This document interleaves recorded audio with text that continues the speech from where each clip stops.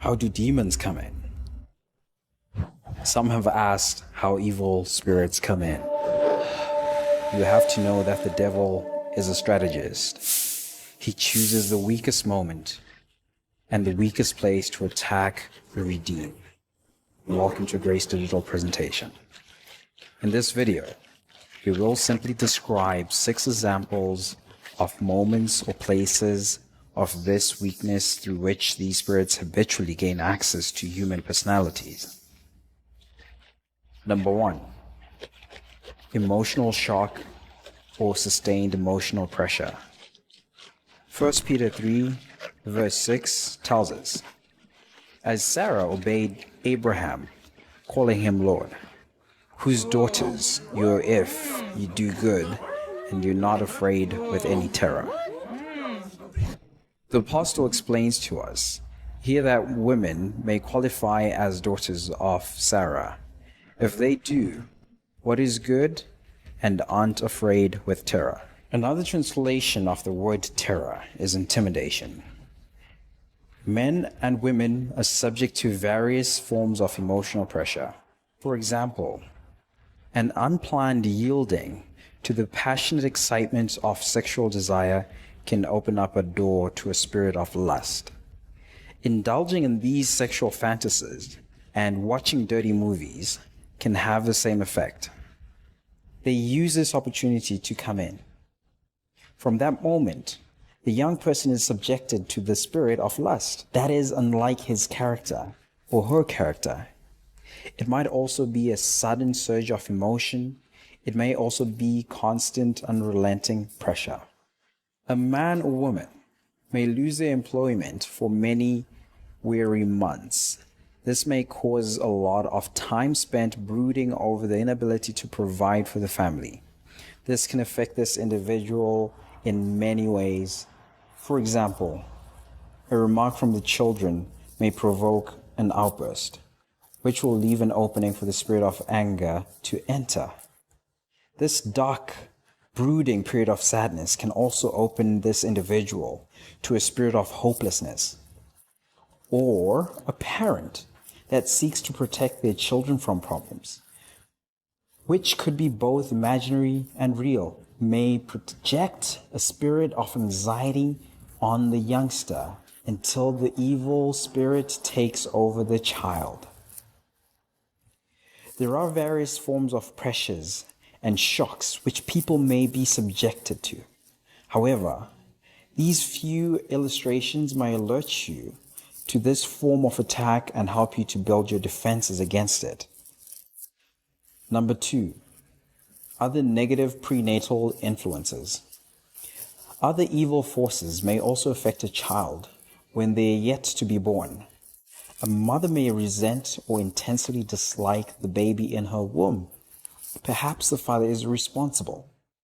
A major thing that the baby wants is love, while in the womb and outside the mother. The child already feels unwanted if it does not feel love. This will then expose a more profound wound of rejection. Many children are born with this evil spirit of rejection. The spirit of rejection makes an individual feel he is imposing on people, that his absence is better than his presence. The individual starts feeling that others hate him or her. This further separates the individual from his peers and leads to the evil one devising more evil on this individual. Number 3, pressures in early childhood. James 3 verse 16. We are directly warned, where envy and self-seeking exist, confusion and every evil thing are there. A house that is broken with strife, where bitter conflicts exist with the parents, provide an atmosphere that invites these spirits. An observation that can be seen with all these examples is that these problems begin within childhood. Some have grown with the spirit of hatred or anger. Number 4, false religions and occult family background. In Exodus 20, verse 3 to 5, the Lord warns us of idolatry. You shall have no other gods before or beside me. You shall not make for yourself any carved image or any likeness of anything that is in heaven above, or that is in the earth beneath, or that is in the water under the earth. You shall not bow down to them nor serve them.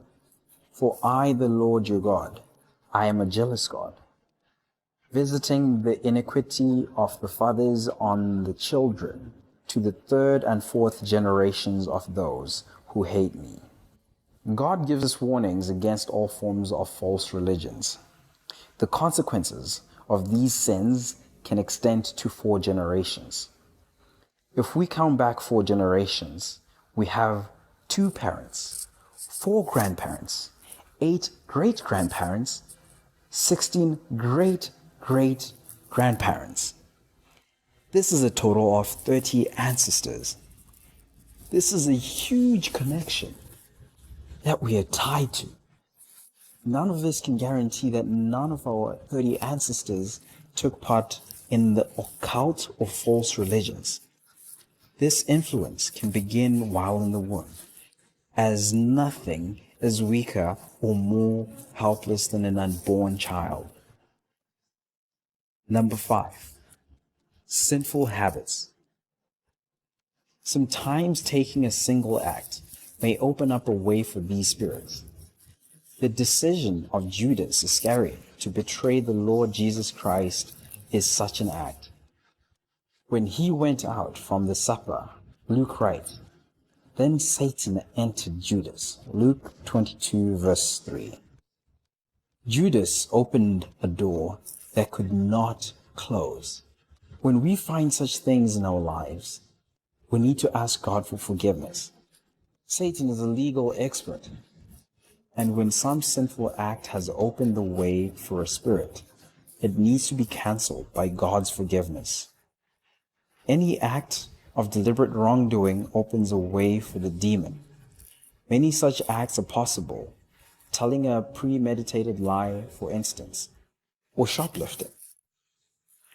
Number 6, idle words. This is one that catches many of us off guard. Yet Jesus gave us a very solemn warning on this entrance. Matthew 12, verse 36 to 37 says, but I say to you that for every idle word man may speak, they will give account of it in the day of judgment. For by your words you will be justified, and by your words you will be condemned. A question you may ask is, what are idle words? These are words that we utter thoughtlessly. These words do not express our real intentions. When we are called in question regarding this, we often excuse ourselves by saying, I was only joking, or I didn't really mean it. Yet, it is such words that Jesus warns us about. Our idle words can open the door to these controlling powers. A person may use the words, I'm sick and tired, in a moment of frustration. This individual does not mean it literally, but this might open doors to sickness and weakness. The most concerning words are those that involve death. Death is an evil power, and it is unwise to treat it very lightly. In a moment of discouragement, an individual will often say, I wish I were dead, or I'd be better off dead. Those words are basically invitations.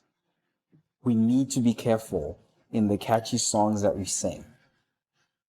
The words that we repeat over and over, many have opened themselves to this spirit with the music list that they listen to, that playlist that you listen to. Listen to the content and reject evil words. These 6 examples that we have listed illustrate some of the ways our children and the ways that we may be exposed to demonic influence. We must also realize that demons are very persistent, A demon may be driven out, but still seek to force its way in again. Jesus warned us of this.